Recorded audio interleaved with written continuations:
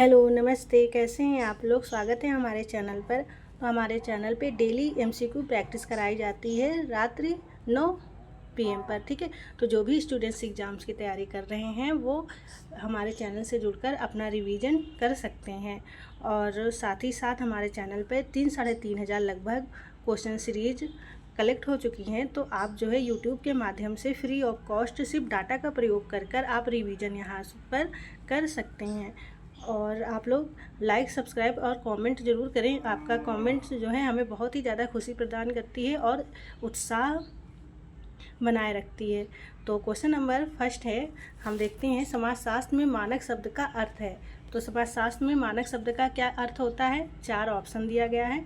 ए option है सामाजिक वातावरण में मानदंड के प्रतिमान, बी ऑप्शन है सामाजिक वातावरण और नियम, सी ऑप्शन है सामाजिक वातावरण में व्यवहार का नियमन करने वाला मानदंड अथवा नियम। ये ऑप्शन क्या है, सामाजिक वातावरण में व्यक्तियों का नियमित व्यवहार। तो इसका करेक्ट ऑप्शन क्या होगा, जो समाजशास्त्र में मानक जो शब्द है इसका क्या अर्थ होता है।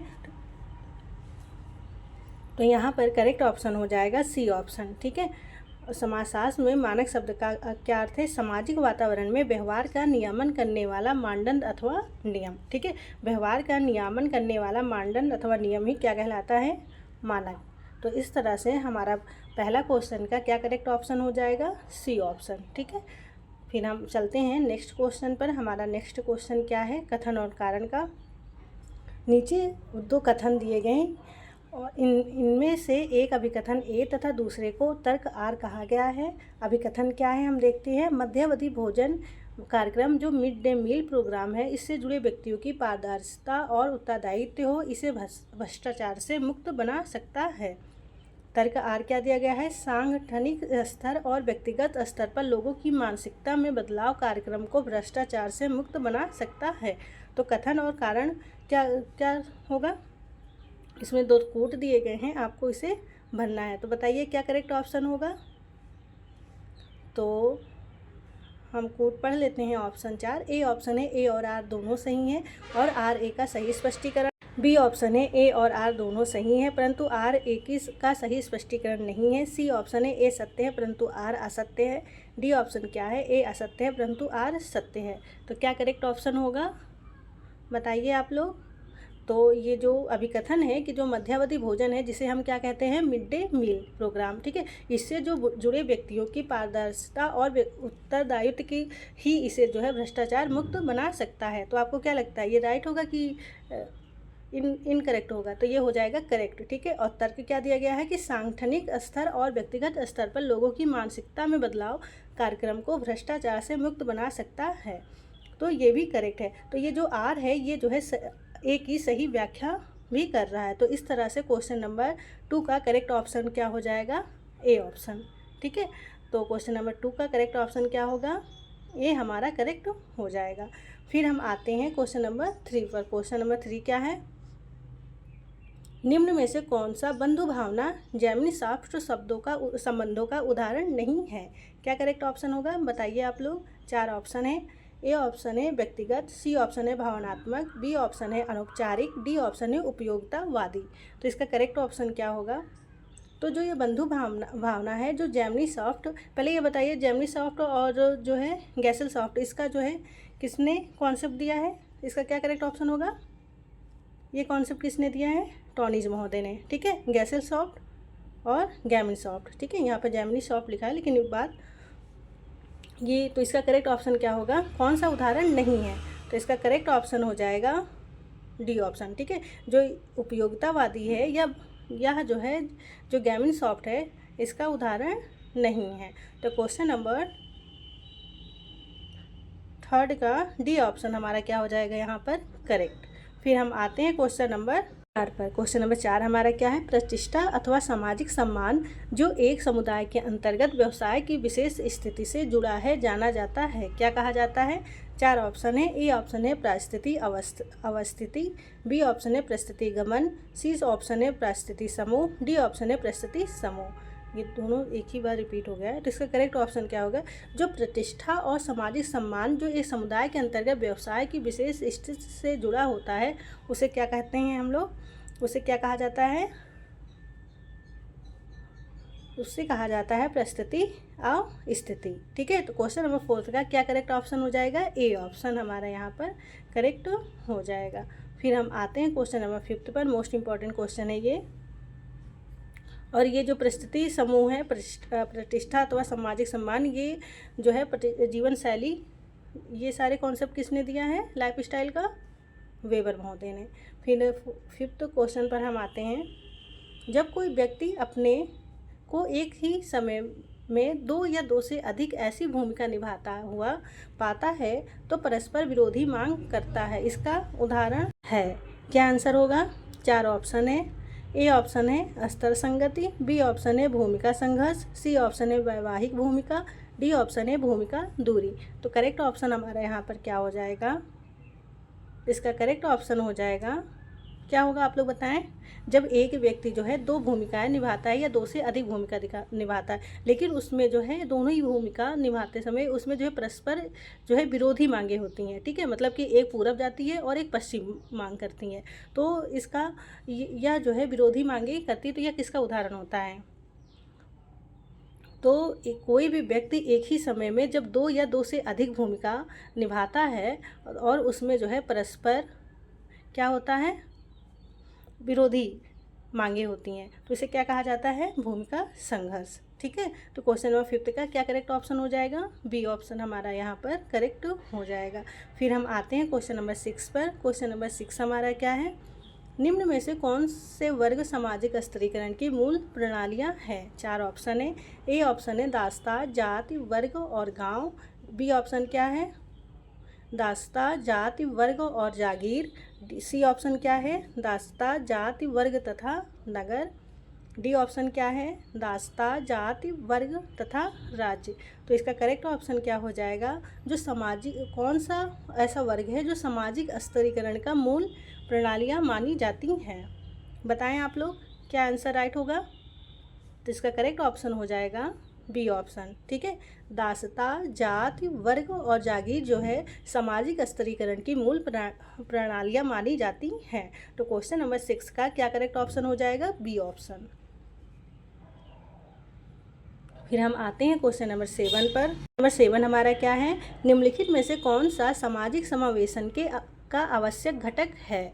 4 ऑप्शन है। ए ऑप्शन है भोजन उपलब्ध कराना, बी ऑप्शन है आवास उपलब्ध कराना, सी ऑप्शन है रोजगार उपलब्ध कराना, डी ऑप्शन है सामाजिक अधिकार उपलब्ध कराना। तो इसका करेक्ट ऑप्शन क्या हो जाएगा? जो सामाजिक समावेशन का क्या होता है? एक आवश्यक घटक। तो सामाजिक समावेशन का एक आवश्यक तत्व क्या माना जाता है? बताइए आप लोग, कमेंट करिए। तो इसका करेक्ट ऑप्शन हो जाएगा डी ऑप्शन। ठीक है, सामाजिक अधिकार उपलब्ध कराना जो है सामाजिक समावेशन का आवश्यक तत्व माना जाता है। तो क्वेश्चन नंबर 7 का क्या करेक्ट ऑप्शन हो जाएगा? D option. फिर हम चलते हैं क्वेश्चन नंबर 8 पर। क्वेश्चन नंबर 8 हमारा क्या है? Most important question. ठीक है, रिसर्च टॉपिक से ये उठाया गया क्वेश्चन है। निम्न में से कौन सा अनुसंधान अभिकल्प नगरीय मध्य वर्ग जनसंख्या के मताधिकार के व्यवहार के अध्ययन के लिए उपयुक्त होगा? तो यह क्वेश्चन पूछ रहा है कि ऐसा कौन सा रिसर्च होगा, रिसर्च का प्रकार, जो नगर के जो मध्यम वर्ग हैं उसकी जनसंख्या के मताधिकार के व्यवहार के अध्ययन के लिए उपयुक्त होगा। तो इसका करेक्ट ऑप्शन क्या हो जाएगा? 4 ऑप्शन है। ए ऑप्शन है सैद्धांतिक, सी ऑप्शन है प्रयोगात्मक, बी ऑप्शन है वर्णनात्मक, डी ऑप्शन है उपयुक्त में से कोई नहीं। तो इसका करेक्ट ऑप्शन क्या हो जाएगा? इसका करेक्ट ऑप्शन हो जाएगा बी ऑप्शन। ठीक है, वर्णनात्मक जो है अध्ययन जो नगर के मध्य वर्ग जनसंख्या के जो मताधिकार के व्यवहार के अध्ययन के लिए उपयुक्त होगा। तो क्वेश्चन नंबर 8 का करेक्ट ऑप्शन क्या हो जाएगा? B option. ठीक है, फिर हम आते हैं क्वेश्चन नंबर 9 पर। क्वेश्चन नंबर 9 हमारा क्या है? मोस्ट इम्पॉर्टेंट क्वेश्चन है। निम्न में से कौन सी एक विशेषता संस्था शब्द की समाजशास्त्रीय दृष्टि से सही व्याख्या करती है? 4 ऑप्शन दिया गया है और आपको इसमें बताना है। ए ऑप्शन है एक ऐसा स्थान जहां बहुत लोग काम करते हों, बी ऑप्शन है एक ऐसा कार्यालय परिसर जहां बहुत सा महत्वपूर्ण कार्य किया जाता हो, सी ऑप्शन है एक ऐसा संगठन जो किसी महत्वपूर्ण प्रकार में लगा हो, डी ऑप्शन है परस्पर संबद्ध ऐसे लोकाचार एवं आचार विचार का समुच्चय जो सिद्धांत के इर्द गिर्द क्या हो, एकीकृत।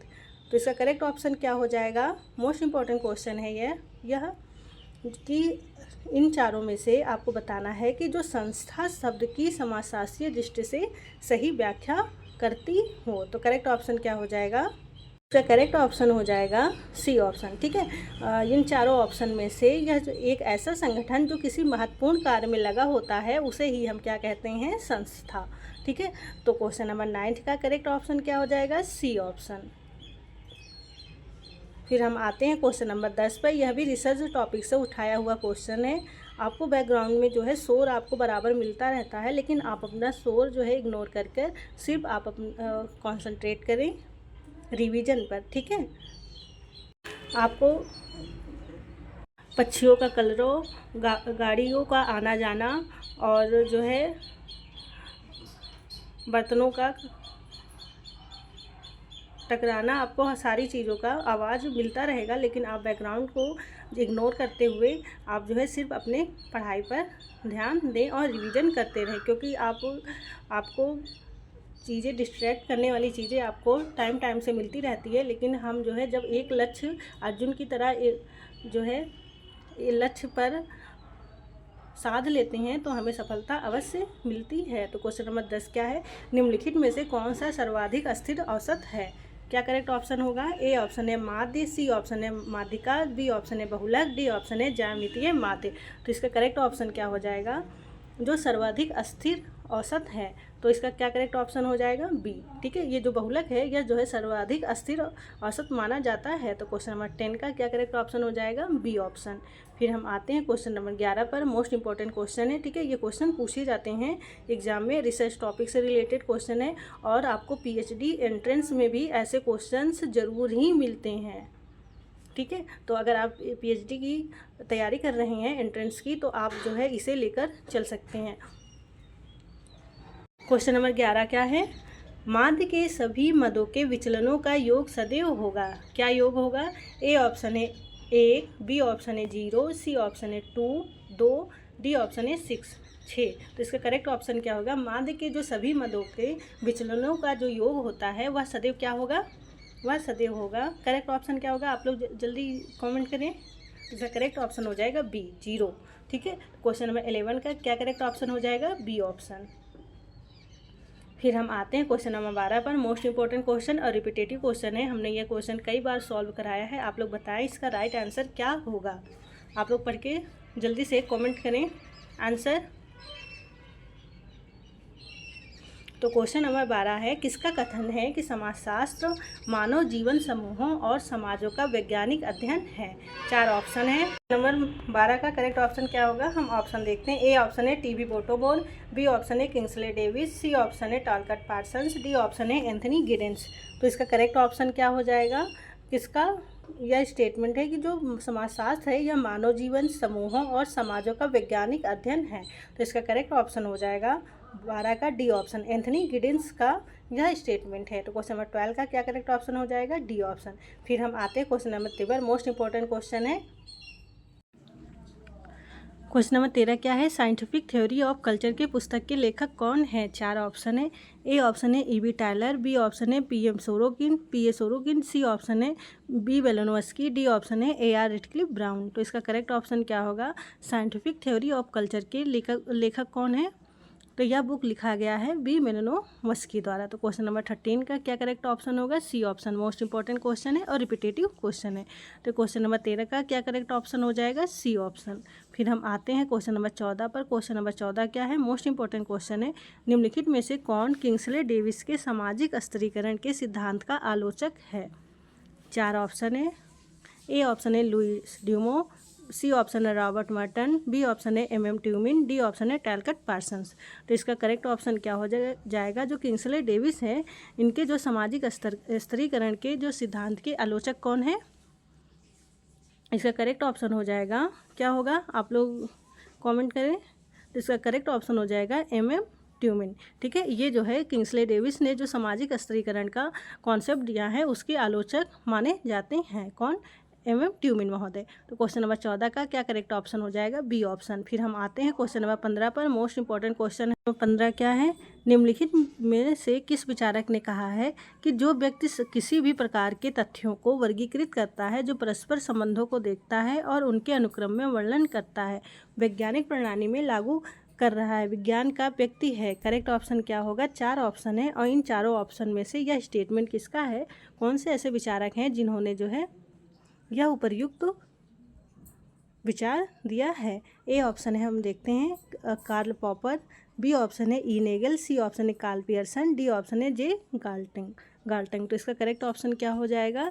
तो इसका करेक्ट ऑप्शन हो जाएगा सी ऑप्शन। ठीक है, कार्ल पियर्सन महोदय का यह मानना है कि जो व्यक्ति किसी भी प्रकार के तथ्यों को वर्गीकृत करता है, परस्पर संबंधों को देखता है और उनके अनुक्रम में वर्णन करता है और वैज्ञानिक प्रणाली को लागू कर रहा है, वह कैसा व्यक्ति है? वह व्यक्ति जो है विज्ञान का व्यक्ति है। तो क्वेश्चन नंबर 15 का करेक्ट ऑप्शन क्या हो जाएगा? C option, Karl Pearson. ठीक है, इतना लंबा चौड़ा अगर आपको नहीं याद होता है स्टेटमेंट तो आप जो है इसके कीवर्ड पकड़ें। ठीक है, कीवर्ड पकड़ के आप एलिमिनेट करके आप जो है यह क्वेश्चंस अच्छे से याद कर सकते हैं। ठीक है, वैज्ञानिक प्रणाली को परस्पर संबंधों और वर्गीकृत करता है, वैज्ञानिक प्रणाली को लागू करता है, वह कैसा व्यक्ति होता है? विज्ञान का व्यक्ति। ठीक है, ऐसे कीवर्ड पकड़ के आप जो है ईजिली याद कर सकते हैं। तो क्वेश्चन नंबर 15 का क्या करेक्ट ऑप्शन हो जाएगा? C option. फिर हम आते हैं क्वेश्चन नंबर 16 पर। क्वेश्चन नंबर 16 क्या है? विशेषीकृत अभिलक्षणों की पहचान हेतु व्यवस्थित और वस्तुपरक पद्धति में प्रलेखित संप्रेषण के विश्लेषण में हम निम्नलिखित में से किस प्रणाली का उपयोग करते हैं?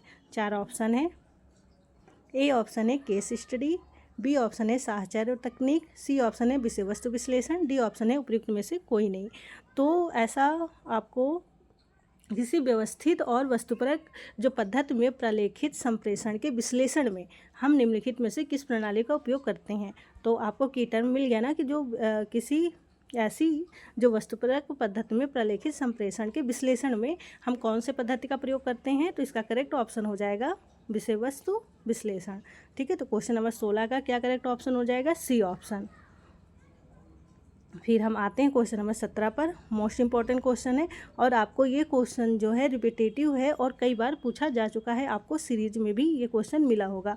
तो आप लोग सारे लोग बताएं, किसी का भी गलत नहीं होना चाहिए। क्वेश्चन नंबर 17 क्या है? अनुभाविक वास्तविकता का सामाजिक संरचना से कोई लेना देना नहीं है, यह निम्न में से किसकी मान्यता है? बताइए आप लोग। ए ऑप्शन है A.F. नाडेल। ठीक है, और एक मिनट, बी ऑप्शन है एल्फिर्थ। C option Levi Strauss. D option है R.K. मॉर्टन। तो इसका करेक्ट ऑप्शन क्या हो जाएगा? जो अनुभाविक वास्तविकता का सामाजिक संरचना से कोई लेना देना नहीं है, यह निम्न में से किसकी मान्यता है? यह स्टेटमेंट किसका है? लेवी स्ट्रॉस का। ठीक है, तो क्वेश्चन नंबर 17 का सी ऑप्शन हमारा यहाँ पर क्या हो जाएगा? करेक्ट। इसी से मिलता जुलता जो है एक स्टेटमेंट है रेडक्लिफ ब्राउन का। ठीक है, और यहाँ पे ये किसका स्टेटमेंट है? लेवी स्ट्रॉस का। ठीक है, अनुभाविक वास्तविकता का सामाजिक संरचना से कोई लेना देना नहीं है, ये स्टेटमेंट दिया है लेवी स्ट्रॉस महोदय ने। तो क्वेश्चन नंबर 17 का सी ऑप्शन हमारा यहाँ पर करेक्ट हो जाएगा। फिर हम आते हैं क्वेश्चन नंबर 18 पर। क्वेश्चन नंबर 18 क्या है? यदि दो चर अपने मूल्यों में विपरीत दिशा में बदलते हैं तो उसे कहते हैं, क्या कहते हैं? मोस्ट इम्पॉर्टेंट क्वेश्चन है रिसर्च टॉपिक से, और ऐसे क्वेश्चंस जो है आपको एग्ज़ाम में देखने को मिलते ही हैं। ठीक है, चाहे वो पीजीटी का हो या फिर NTA-NET JRF का हो या फिर क्या हो PhD एंट्रेंस हो या असिस्टेंट प्रोफेसर का एग्ज़ाम क्यों ना हो, उनमें जो है ये क्वेश्चन रिसर्च मेथोडोलॉजी से आपको क्वेश्चन मिलेंगे ही मिलेंगे। ठीक है, तो क्वेश्चन नंबर 18 का क्या करेक्ट ऑप्शन हो जाएगा? यदि दो चर अपने मूल्यों में विपरीत दिशा में बदलते हैं तो उसे कहते हैं, क्या कहा जाता है? ये जैसे दो चर हैं तो वह जो है एक इधर जा रहा है और एक इधर जा रहा है और एक इधर, और ये विपरीत दिशा में बदलते हैं तो उसे क्या कहा जाएगा? नकारात्मक सह संबंध। तो क्वेश्चन नंबर 18 का क्या करेक्ट ऑप्शन हो जाएगा? C option. फिर हम आते हैं क्वेश्चन नंबर 19 पर। मोस्ट इंपॉर्टेंट क्वेश्चन है रिसर्च टॉपिक से, इसमें कई क्वेश्चंस आपको मिलेंगे और ये सारे एग्जाम्स में पूछे जाते हैं। पीजीटी हो, NTA-NET JRF हो, और उसका फर्स्ट पेपर और सेकेंड पेपर दोनों में ही ये इंपॉर्टेंट क्वेश्चंस हो जाते हैं। ठीक है, ये रिसर्च के प्रकार से ये क्वेश्चन है। क्वेश्चन नंबर 19 है, व्यक्तियों का या सामाजिक समूह या किसी संगठन की बेहतरी हेतु सामाजिक स्थिति को सुधारने के लिए किए गए अनुसंधान को कहते हैं, क्या कहा जाता है। क्वेश्चन नंबर 19 का करेक्ट ऑप्शन क्या होगा। ए ऑप्शन है सर्वेक्षण अनुसंधान, बी ऑप्शन है क्रियानिष्ठ अनुसंधान, सी ऑप्शन है गुणात्मक अनुसंधान, डी ऑप्शन है उपयुक्त में से कोई नहीं। तो इसका करेक्ट ऑप्शन क्या होगा बताइए, आप लोग कमेंट करें। तो इसका करेक्ट ऑप्शन हो जाएगा बी ऑप्शन, ठीक है, क्रियानिष्ठ अनुसंधान। यह अनुसंधान जो है व्यक्तियों या सामाजिक समूह या किसी संगठन की बेहतरी हेतु सामाजिक स्थिति को क्या करती है, सुधारने के लिए की जाती है, ठीक है। तो क्वेश्चन नंबर 19 का करेक्ट ऑप्शन क्या हो जाएगा, बी ऑप्शन, ठीक है, क्रियानिष्ठ अनुसंधान इसे कहा जाता है। फिर हम चलते हैं नेक्स्ट क्वेश्चन पर। मोस्ट इम्पॉर्टेंट क्वेश्चन है और ये क्वेश्चन तो आप लोगों को पता भी होगा। निम्नलिखित में से भारतीय समाजशास्त्रियों में से कौन मूल्यों का समाजशास्त्र पर लिखने के लिए जाने जाते हैं। 4 ऑप्शन है। ए ऑप्शन है जीएस घुर्रे, बी ऑप्शन है राधा कमल मुखर्जी, सी ऑप्शन है डीपी मुखर्जी, डी ऑप्शन है एके शरण। तो इसका करेक्ट ऑप्शन क्या हो जाएगा, मूल्यों के जो समाजशास्त्र है इस पर किसने अपना व्यवस्थित अध्ययन किया है। इसका करेक्ट ऑप्शन हो जाएगा बी ऑप्शन, राधा कमल मुखर्जी महोदय ने जो है मूल्यों के समाजशास्त्र पर लिखने का कार्य किया है। तो क्वेश्चन नंबर 20 का करेक्ट ऑप्शन क्या हो जाएगा, बी ऑप्शन। फिर हम आते हैं क्वेश्चन नंबर 21 पर। क्वेश्चन नंबर 21 क्या है, निम्नलिखित में से कौन सामाजिक संरचना में परिवर्तन का सूचक नहीं है।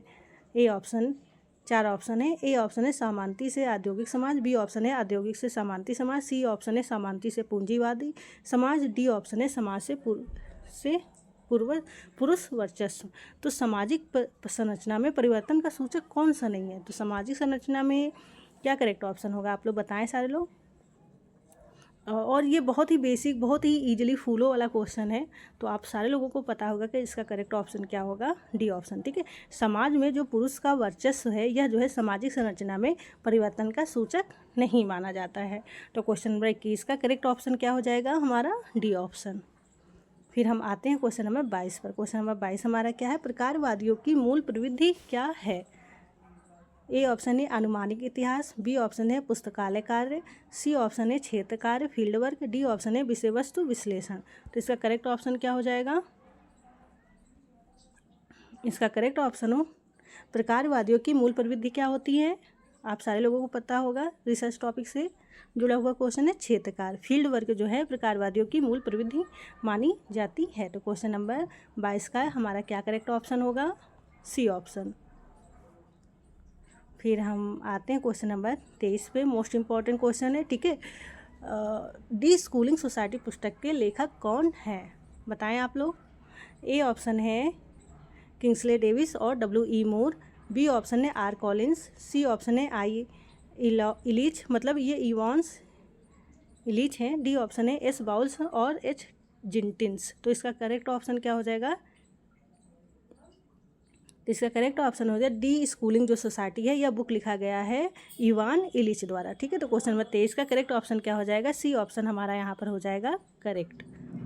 फिर हम चलते हैं क्वेश्चन नंबर 24 पर। मोस्ट इंपॉर्टेंट क्वेश्चन है, संपूर्ण जनसंख्या के अध्ययन पर आधारित सांख्यिकी माप को कहते हैं। क्वेश्चन नंबर 24 क्या है, संपूर्ण जनसंख्या के अध्ययन पर आधारित सांख्यिकी माप को कहते हैं, क्या कहते हैं। ए ऑप्शन है मापदंड, बी ऑप्शन है सांख्यिकी, सी ऑप्शन है निष्कर्ष, डी ऑप्शन है समग्र। तो इसका करेक्ट ऑप्शन क्या होगा, जो संपूर्ण जनसंख्या के अध्ययन पर आधारित सांख्यिकी माप होती है उसे क्या कहते हैं, मापदंड, ठीक है। तो क्वेश्चन नंबर 24 का करेक्ट ऑप्शन क्या हो जाएगा, ए ऑप्शन हमारा यहाँ पर करेक्ट हो जाएगा। फिर हम आते हैं क्वेश्चन नंबर 25 पर। क्वेश्चन नंबर 25 क्या है, मोस्ट इंपॉर्टेंट क्वेश्चन, पूर्ण संस्थान टोटल इंस्टीट्यूशन शब्द का क्या अर्थ है और उसमें क्या सम्मिलित है।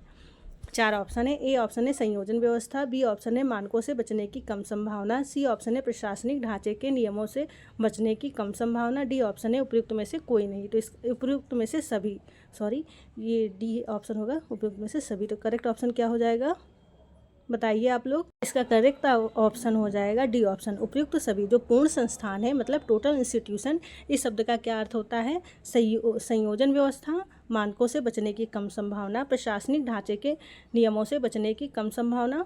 तो इसका हो जाएगा उपयुक्त सभी जो है, यह तीनों ही पूर्ण संस्थान टोटल इंस्टीट्यूशन का अर्थ माना जाता है। तो इस तरह से क्वेश्चन नंबर 25 का करेक्ट ऑप्शन क्या हो जाएगा, डी ऑप्शन। आप लोग जो है लाइक, सब्सक्राइब और शेयर ज़रूर करें और कमेंट्स भी करें, यह हमारे लिए उत्साहवर्धन का कार्य करती है। क्वेश्चन नंबर 26 क्या है? समाजशास्त्र की परिप्रेक्ष्य द्वारा पहचान है जो निम्नलिखित में से किसको पूर्व भूमि में रखता है? 4 ऑप्शन है। ए ऑप्शन है व्यक्ति, बी ऑप्शन है संस्कृति, सी ऑप्शन है सामाजिक अंतःक्रिया, डी ऑप्शन है विलक्षण सामाजिक घटनाएं। तो इसका करेक्ट ऑप्शन क्या होगा? समाजशास्त्र की एक परिप्रेक्ष्य द्वारा पहचान है जो निम्नलिखित में से किसको पूर्व भूमि में रखता है?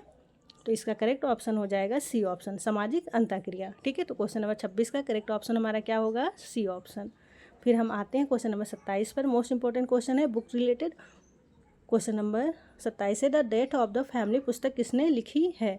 ए ऑप्शन है Ivan E Leach, B option है D Cooper, David Cooper, C option है WJ गुडे, डी ऑप्शन है GP मर्डॉक। तो इसका करेक्ट ऑप्शन क्या होगा? मोस्ट इंपॉर्टेंट क्वेश्चन है। तो the death of the family पुस्तक लिखी गई है डेविड कूपर द्वारा। ठीक है, डी कूपर द्वारा। तो क्वेश्चन नंबर 27 का बी ऑप्शन हमारा क्या हो जाएगा? करेक्ट।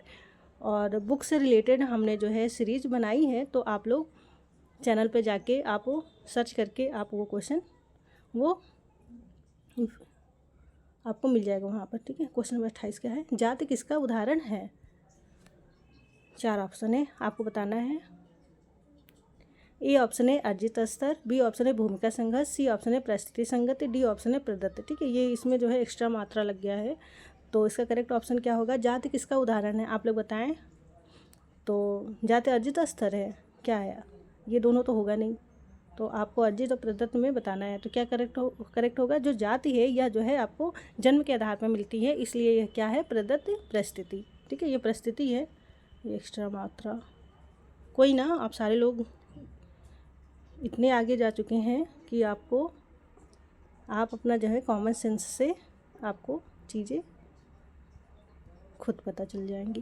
क्वेश्चन नंबर 28 का क्या है? डी ऑप्शन करेक्ट हो जाएगा। हम पढ़ते रहते हैं तो चीज़ें हमें जो है खुद ब खुद वो सही होती जाती हैं। क्वेश्चन नंबर 29 क्या है? निम्नलिखित समाजशास्त्रियों में से कौन सा समाज शास्त्र के फ्रांसीसी, ये शास्त्र है, ठीक है, शाख हो गया है, फ्रांसीसी संप्रदाय से संबंधित नहीं है? तो 4 ऑप्शन है, क्या होगा कि जो समाजशास्त्रियों में से कौन सा समाजशास्त्र के फ्रांसीसी संप्रदाय से संबंधित नहीं है? तो चारों ऑप्शन में से आपका करेक्ट ऑप्शन हो जाएगा वी परेटो। जो विल्फ्रेड परेटो महोदय हैं ये फ्रांसीसी संप्रदाय से संबंधित नहीं है, जबकि वी परेटो महोदय ने विल्फ्रेड परेटो महोदय ने तार्किक पद्धति से जो है अपना अध्ययन किया है समाज का। ठीक है, तो क्वेश्चन नंबर 29 का क्या करेक्ट ऑप्शन हो जाएगा? D option. फिर हम आते हैं क्वेश्चन नंबर 30 पर। क्वेश्चन नंबर 30 हमारा क्या है? ये कूट में भरने वाला क्वेश्चन है। ठीक है, तो आप लोग बताएं इसका क्या करेक्ट ऑप्शन होगा। क्वेश्चन नंबर हमारा 30 क्या है? भारतीय समाज के अध्ययन में भारत विद्या जो परिप्रेक्ष्य है का उपयोग करने के लिए कौन जाने जाते हैं? 4 ऑप्शन है, आप लोग बताएं क्या करेक्ट ऑप्शन होगा। ए ऑप्शन है GS घुर्रे, बी ऑप्शन है लुई ड्यूमो, सी ऑप्शन है NK बोस, डी ऑप्शन है MN श्रीनिवास। तो इसका करेक्ट ऑप्शन क्या होगा, आप लोग बताएं। जो भारतीय समाज है इसके अध्ययन में भारत विद्या परिप्रेक्ष्य का उपयोग किसने किया है? तो आप लोग एकदम जान सकते हैं कि इसका करेक्ट ऑप्शन क्या होगा, GS घुर्रे और लुई ड्यूमो महोदय। तो इसका करेक्ट ऑप्शन ए और बी दोनों ही करेक्ट हो जाएगा। तो भारतीय समाज में ए और बी किस में है? ए और बी, ए ऑप्शन में। ठीक है, तो भारतीय समाज में भारत विद्या अध्ययन परिप्रेक्ष्य का उपयोग GS घुर्रे जी और लुई ड्यूमो महोदय ने किया है। तो क्वेश्चन नंबर कौन सा है? ये 30 का ए ऑप्शन हमारा क्या हो जाएगा यहाँ पर? करेक्ट। फिर हम आते हैं क्वेश्चन नंबर 31 पे। मोस्ट इंपॉर्टेंट क्वेश्चन है, निम्नलिखित में से कौन से पद्धति समिति के तत्व हैं? आपको जो है समिति के तत्व बताना है। ए ऑप्शन है अभिव्यक्तिगत प्रतिस्पर्धात्मक दीर्घकालिक संबंध, बी ऑप्शन है संवेदात्मक व्यक्तिपरक गणनात्मक संबंध, सी ऑप्शन है व्यक्तिगत दीर्घकालिक संवेदात्मक संबंध, डी ऑप्शन है भावनात्मक स्वतःस्फूर्त प्रतिस्पर्धात्मक संबंध। तो इसका करेक्ट ऑप्शन क्या होगा? तो जो समिति के तत्व हैं यह कौन से तत्व हैं? तो समिति के तत्व माना जाएगा संवेदात्मक व्यक्तिपरक और गणनात्मक संबंध। तो क्वेश्चन नंबर 31 का क्या करेक्ट ऑप्शन हो जाएगा? B option. फिर हम आते हैं क्वेश्चन नंबर 32 पे। क्वेश्चन नंबर 32 क्या है? एक समुदाय के अंतरंग संबंध होते हैं। तो एक समुदाय के अंतरंग संबंध क्या होते हैं? आपको ऑप्शन दिया गया है और इस ऑप्शन में आपको बताना है। ए ऑप्शन है अंतरंग अर्जित, अंतरंग और अर्जित, बी ऑप्शन है टिकाऊ, प्रदत्त और अभिव्यक्तिगत, सी ऑप्शन है अंतरंग, अर्जित और टिकाऊ, डी ऑप्शन है अंतरंग, टिकाऊ और प्रदत्त। तो इसका करेक्ट ऑप्शन क्या हो जाएगा? तो ये जो समुदाय है इसके अंतर्गत कैसे संबंध होते हैं? अंतरंग मतलब घनिष्ठता या प्राथमिक समूह संबंध, और टिकाऊ और प्रदत्त। ठीक है, तो क्वेश्चन नंबर 32 का क्या करेक्ट ऑप्शन हो जाएगा? डी ऑप्शन यहाँ पे हमारा क्या हो जाएगा? करेक्ट। फिर हम आते हैं क्वेश्चन नंबर 33 पर। तो क्वेश्चन नंबर 33 हमारा क्या है? निम्नलिखित में से कौन पारिस्थितिकी समाजशास्त्र समझ की श्रेणी में नहीं आता है? ए ऑप्शन है हमारा श्रेणी, बी ऑप्शन है प्रतिष्ठा, सी ऑप्शन है जीवन, ये शैली है। ठीक है, डी ऑप्शन है अहम। तो इसका करेक्ट ऑप्शन क्या होगा कि परिस्थिति की समाजशास्त्रीय समझ की श्रेणी में नहीं आता है। तो इसका करेक्ट ऑप्शन क्या होगा? श्रेणी, प्रतिष्ठा और जीवन शैली, ये जो है समाजशास्त्री जो है परिस्थिति के अंतर्गत आता है, लेकिन जो अहम है यह जो है समाजशास्त्रीय परिस्थिति की श्रेणी में नहीं आता है। तो क्वेश्चन नंबर 33 का करेक्ट ऑप्शन क्या होगा हमारा? डी ऑप्शन हमारा यहाँ पर करेक्ट हो जाएगा। अहम, पराअहम और ये कॉन्सेप्ट किसने दिया है? फ्रायड महोदय ने। ठीक है, तो क्वेश्चन नंबर 34 अब हम देखते हैं क्या करेक्ट ऑप्शन होगा इसमें। मोस्ट इम्पॉर्टेंट क्वेश्चन है और रिपीटेटिव है, आपको एकदम से याद हो गया होगा, एकदम दिमाग में आपका छप गया होगा। मैक्स वेबर के अनुसार प्रतिष्ठा समूहों की पहचान किसके द्वारा की जाती है? ए ऑप्शन है शिक्षा, बी ऑप्शन है जीवन शैली, सी ऑप्शन है व्यवसाय, डी ऑप्शन है व्यवहारिक पृष्ठभूमि। तो इसका करेक्ट ऑप्शन क्या होगा? आप लोग बताएं सारे लोग। तो मैक्स वेबर के अनुसार जो प्रतिष्ठा समूहों की पहचान है ये किसके द्वारा की जाती है?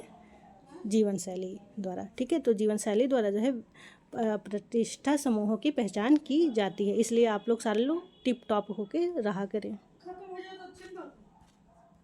चलते हैं नेक्स्ट क्वेश्चन पर। क्वेश्चन नंबर नेक्स्ट क्या, इसलिए आप लोग सारे लोग जो है लाइफ स्टाइल पर ज़रूर ध्यान दिया करें। ठीक है, लाइफ स्टाइल से चीज़ें काफ़ी जो है आगे बढ़ती हैं और आप काफ़ी पॉजिटिवनेस भी फील करते हैं। इसके लिए ज़रूरी नहीं कि आप बहुत ही ब्रांडेड कपड़े पहने, इसके लिए आप जो है सिंपल और प्रेस किए हुए धुले साफ़ सुथरे कपड़े पहने और अपनी पढ़ाई लिखाई पॉजिटिव सकारात्मक सोच रखें और अपनी पढ़ाई पर ध्यान देते रहें। जो आपके लिए बेसिक चीज़ें हैं उस पर आप अच्छे से ध्यान दें, आपका जो है लिविंग स्टैंडर्ड बढ़ते जाएगा। तो क्वेश्चन नंबर 34 का क्या ऑप्शन राइट होगा? बी ऑप्शन हमारा यहाँ पर करेक्ट हो जाएगा। फिर हम आते हैं क्वेश्चन नंबर 35 पर। क्वेश्चन नंबर 35 क्या है? सामाजिक अनुसंधान में एकल अध्ययन प्रविधि का प्रयोग सर्वप्रथम निम्नलिखित में से किसने किया? 4 ऑप्शन है। ए ऑप्शन है इमानुएल दुर्खाइम, बी ऑप्शन है फ्रेडरिक लेप्ले, सी ऑप्शन है हर्बर्ट स्पेंसर, डी ऑप्शन है कार्ल मार्क्स। तो इसका करेक्ट ऑप्शन क्या हो जाएगा? सामाजिक अनुसंधान में एकल जो अध्ययन प्रविधि है इसका सर्वप्रथम प्रयोग किसने किया था? तो मोस्ट इम्पॉर्टेंट क्वेश्चन है और ये क्वेश्चन पूछे जाते हैं। आपको हमारे सीरीज से आपको ऐसे क्वेश्चंस जो है देखने को ज़रूर ही एग्ज़ाम में मिलेगा। क्वेश्चन नंबर 35 का करेक्ट ऑप्शन क्या हो जाएगा? B option. फ्रेडरिक जो लेप्ले महोदय हैं इन्होंने सामाजिक अनुसंधान में एकल अध्ययन प्रविधि का सर्वप्रथम प्रयोग किया था। तो क्वेश्चन नंबर 35 का क्या करेक्ट ऑप्शन हो जाएगा? बी ऑप्शन हमारा यहाँ पर करेक्ट हो जाएगा। फिर हम आते हैं क्वेश्चन नंबर 36 पर। क्वेश्चन नंबर 36 हमारा क्या है? पीए सोरोकिन किसके बीच विभेद करने के लिए जाने जाते हैं? 4 ऑप्शन है, आप लोग बताएं क्या करेक्ट ऑप्शन हो जाएगा? ए ऑप्शन है अंतः समूह और बाह्य समूह, बी ऑप्शन है समूहों में प्राथमिक एवं द्वितीयक संबंध, सी ऑप्शन है यांत्रिक और जैविक समेकता, डी ऑप्शन है अंतःक्रिया की पारिवारिक संविदात्मक और अनिवार्य व्यवस्थाएं। तो इसका करेक्ट ऑप्शन क्या होगा? जो पीए सोरोकिन महोदय हैं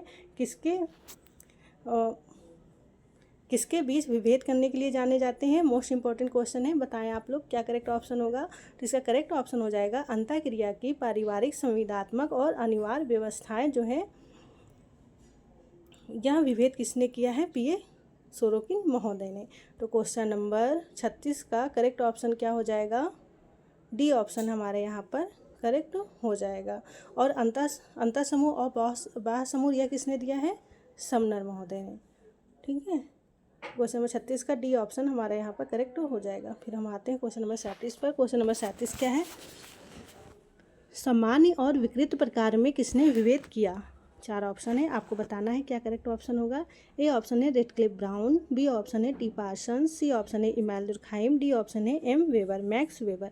तो इसका करेक्ट ऑप्शन क्या होगा, सामान्य और विकृत प्रकार में किसने भी भेद किया है। तो इसका करेक्ट ऑप्शन हो जाएगा इमैनुएल दुर्खाइम। बहुत ही फूलों वाला क्वेश्चन है, सारे लोगों को, आप लोगों को पता है ये क्वेश्चन। फिर हम आते हैं क्वेश्चन नंबर 28 पर। क्वेश्चन नंबर 28 क्या है, संचयी आवृत्ति वर्ग को कहा जाता है। तो संचयी आवृत्ति वर्ग को क्या कहा जाता है, कमेंट करें आप लोग। ए ऑप्शन है चाप विकर्ण, बी ऑप्शन है आयत चित्र, सी ऑप्शन है आवृत्ति बहुभुज, डी ऑप्शन है उपयुक्त में से कोई नहीं। तो इसका करेक्ट ऑप्शन क्या होगा, संचयी आवृत्ति वर्ग को क्या कहा जाता है। तो इसका करेक्ट ऑप्शन हो जाएगा ए ऑप्शन, चाप विकर्ण। ठीक है, तो क्वेश्चन नंबर 28 का करेक्ट ऑप्शन हमारा क्या हो जाएगा, ए ऑप्शन हमारा यहाँ पर करेक्ट हो जाएगा। फिर हम आते हैं क्वेश्चन नंबर 39 पर। क्वेश्चन नंबर 39 क्या है, समग्र और उपसमग्र में संख्यात्मक प्रतिनिधित्व को न मानते हुए निम्न में से कौन सी प्रतिदर्श प्रणाली में इकाइयों की समान संख्या की प्रत्येक उप श्रेणी में विभाजित किया जाता है। तो इसका करेक्ट ऑप्शन क्या हो जाएगा, 4 ऑप्शन है। ए ऑप्शन है सरल यादृच्छिक प्रतिदर्श चयन, बी ऑप्शन है स्तरित यादृच्छिक प्रतिचयन, सी ऑप्शन है अनुपातिक स्तरित यादृच्छिक प्रतिदर्श चयन, डी ऑप्शन है गैर अनुपातिक स्तरित यादृच्छिक प्रतिचयन। तो इसका करेक्ट ऑप्शन क्या होगा, डी ऑप्शन। ठीक है, गैर अनुपातिक स्तरित यादृच्छिक प्रतिदर्श चयन जो है इसमें यह बांटा जाएगा। ठीक है, तो क्वेश्चन नंबर 39 का क्या करेक्ट ऑप्शन हो जाएगा, डी। ठीक है, यह जो है उप श्रेणी में आता है। तो फिर हम आते हैं नेक्स्ट क्वेश्चन पर। हमारा नेक्स्ट क्वेश्चन क्या है, मोस्ट इंपॉर्टेंट क्वेश्चन, और ये कई बार पूछा जा चुका है हमारी सीरीज में। निम्न में से किसने यथार्थवादी और गैर यथार्थवादी नामक 2 प्रकार के संघर्ष से विभेद किया है। 4 ऑप्शन है, आपको करेक्ट बताना है। ए ऑप्शन है कार्ल मार्क्स, बी ऑप्शन है लेविस कोजर, सी ऑप्शन है जॉर्ज सिमेल, डी ऑप्शन है आर डरहेनडॉर्फ। तो इसका करेक्ट ऑप्शन क्या होगा, यथार्थवादी और गैर यथार्थवादी जो है संघर्ष के प्रकार किसने बताए हैं। तो इसका करेक्ट ऑप्शन हो जाएगा बी ऑप्शन। ठीक है, लेविस कोजर महोदय ने संघर्ष के 2 प्रकार बताए हैं। पहला प्रकार क्या है, यथार्थवादी, और दूसरा क्या है, गैर यथार्थवादी। तो इसका करेक्ट ऑप्शन बी हो जाएगा। और कहीं कहीं आपको जो है वास्तविक और अवास्तविक संघर्ष जो है लिखा मिल सकता है। तो इसका दोनों का ही करेक्ट ऑप्शन क्या हो जाएगा, बी ऑप्शन हमारा यहाँ पर करेक्ट हो जाएगा। फिर हम आते हैं क्वेश्चन नंबर 41 पे। निम्न में से किसने अव्यक्त मतलब अप्रत्यक्ष, और व्यक्त में क्या होता है, प्रत्यक्ष। ठीक है, तो अव्यक्त को अप्रत्यक्ष में रखा जाता है और व्यक्त को प्रत्यक्ष में। ठीक है, आप लोग इसे भी कॉन्सेप्ट दोनों लेके साथ में चलिएगा। प्रकार की अवधारणा को प्रस्तुत किया है, किसने प्रस्तुत किया है। 4 ऑप्शन है, आपको बताना है। ए ऑप्शन है इमैनुएल दुर्खाइम, बी ऑप्शन है मेलानोव्स्की, सी ऑप्शन है आर के मर्टन, डी ऑप्शन है ए आर रेडक्लिफ ब्राउन। तो इसका करेक्ट ऑप्शन क्या हो जाएगा, सी ऑप्शन, आर के मर्टन महोदय ने अव्यक्त अप्रत्यक्ष और व्यक्त प्रत्यक्ष प्रकार की कॉन्सेप्ट को दिया है, प्रस्तुत किया है। तो क्वेश्चन नंबर 41 का सी ऑप्शन हमारा क्या हो जाएगा, करेक्ट। ठीक है, फिर हम मिलते हैं नेक्स्ट वीडियो में कल रात्रि 9 PM पे। और आप सारे लोग हमें सपोर्ट अवश्य करें, लाइक सब्सक्राइब और शेयर करें, और आप लोग कमेंट जरूर करें। आपका कमेंट्स हमारे लिए बहुत ही ज़्यादा उत्साहवर्धन का कार्य करता है। और हमारे टेलीग्राम लिंक से भी, डिस्क्रिप्शन बॉक्स में आपको टेलीग्राम लिंक मिल जाएगा, आप लोग वहाँ भी जुड़ सकते हैं। और thanks for watching, thank you guys, thank you. मिलते हैं हम नेक्स्ट वीडियो में, बाय बाय।